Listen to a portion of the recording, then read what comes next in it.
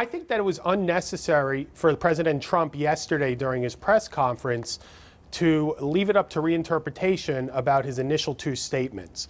If you go over the choreography of the first two statements, his initial statement says there's violence on both sides. I condemn it. I condemn the entire incident here, and it's inexcusable. Sam, surely yes. It's a very easy thing for a president to stand there, just like people on the Republican side have done. The Bushes have come out now and said we need to unilaterally just condemn and reject bigotry and violence, and just say that in reference to the KKK members and the white supremacists. David Duke was there. People know who was there. Which he did. But what I'm saying to you is... And the president did in his second statement. The president did in his second statement. He seems to have undone some of that work with his comments, his latest comments. And what I'm trying to understand from you as someone who's worked for him is, does he actually hold prejudiced views, or is he just trying to protect his supporter base? Okay, so first of all, he does not hold any prejudiced views at all. We can go into it, how I can show you from my own personal experience.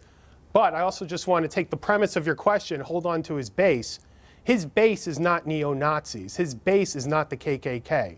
His base are Republicans and blue-collar white, predominantly Democrats, and self-described independents. And they came out and they voted for him. If you say Trump holds no racist or prejudiced views, is one of the reasons that he's kind of fudging it a bit because he doesn't want to offend that part of his base? No. What it is, and this is where I find it offensive, is that people like me, and this is falling out of my ear, we feel that the entire base, that this movement and this organic movement that came out that we had not seen since the 80s, that got him into office, where he won states such as Michigan, Wisconsin, Pennsylvania, Republicans had not won in over 35 years, we feel that it's completely delegitimized by parts of the media when they have incidents like this, that you then want to say, well, they're just a bunch of KKK, they're just a bunch of white nationalists, and they're just a bunch of racists. They're not.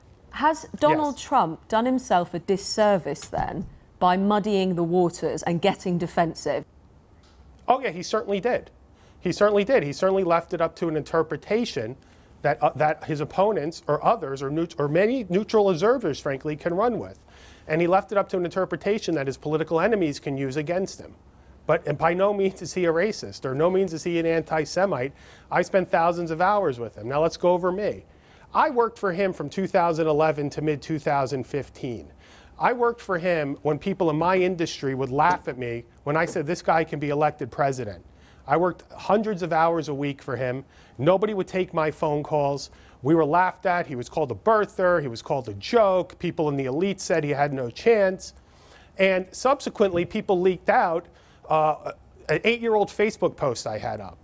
I don't even remember putting it up. Nevertheless, I took responsibility for it, and I was forgiven by Reverend Al Sharpton, but it was racially charged. Yes, Sam, if I may, just to remind people, you put up this post and you did use the N-word, and that was what you're talking about. I didn't use. No, I didn't use the N-word. What did you use? I didn't use the N. It was a reference. I didn't spell out the N-word. But in any event, I was fired. For a racist post. For a racially charged Facebook post, even after forgiven by Reverend Sharpton. So if anything, it shows that Trump is not a racist, doesn't want to be associated with them. And that was after being with me for 5.5 years and knowing that I don't have a racist bone in my body either. I mentioned the Bushes have come out and said there should be no equivocation about the condemnation of racism, bigotry, obviously fellow Republicans there. And we've also heard only a few hours ago that Donald Trump has closed down the Manufacturing Council as well, with regards to, the people around him and the people having to sit around him, because some of them were also very aggrieved by his comments or lack of comments about Charlottesville. Is he going to be feeling isolated now? He'll once again get through this. I'm sure he'll do an interview or he'll speak to the American people and he'll start going back on the agenda. At the end of the day, Donald Trump will live or die by his performance in office. If the economy is doing well, the world seems secure, he will get reelected. If it is not, and he cannot get an agenda through, he cannot pass tax reform, he can't fix health care, he will have trouble getting reelected.